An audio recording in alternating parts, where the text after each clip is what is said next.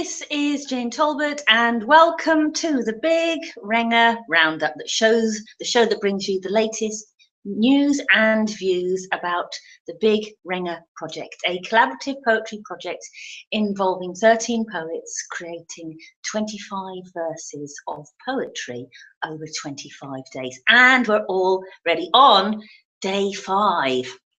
Things really started to warm up yesterday with Betsy's verse on love, which touched a little bit on the heat of passion. And yesterday things warmed up for the project too, as one of our poets got interviewed live on BBC Radio 2 in the morning about the Renga project. Brilliant, right? So today is the 5th verse, and our Renga poet, is a lady called Kate Gold. Now, Kate did have choices today.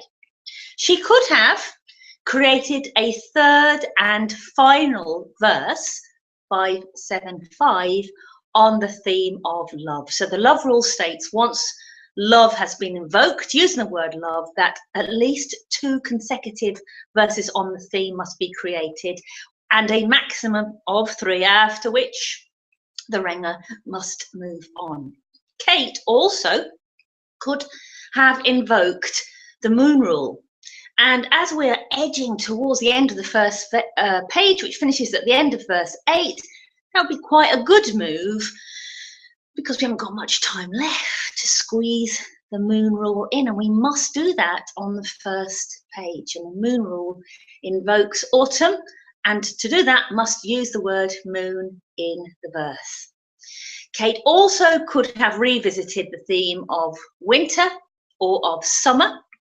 She could have talked about dwellings or mountains or shores, or a whole range of other, what I would call throwaway verses. There's no particular continuity rule for some of those themes.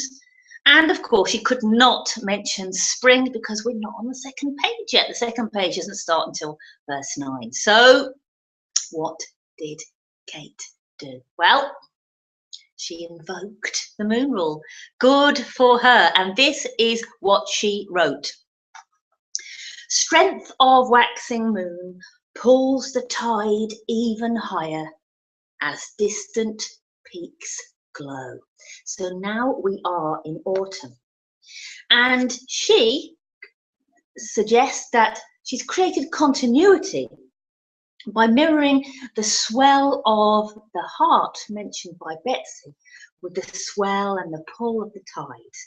And she certainly shifted direction from the image of a kiss to new scenery. We moved from the sea and the shore to the mountains, the land, peaks. So we're in autumn. You know what that means? It means at least 2 more verses have to follow in sequence on the theme of autumn. That narrows it right down for tomorrow's poet. We know it's going to be autumn, but what is the key go word they're going to use? We know it's going to be 7-7, but we don't know how they're going to shift direction.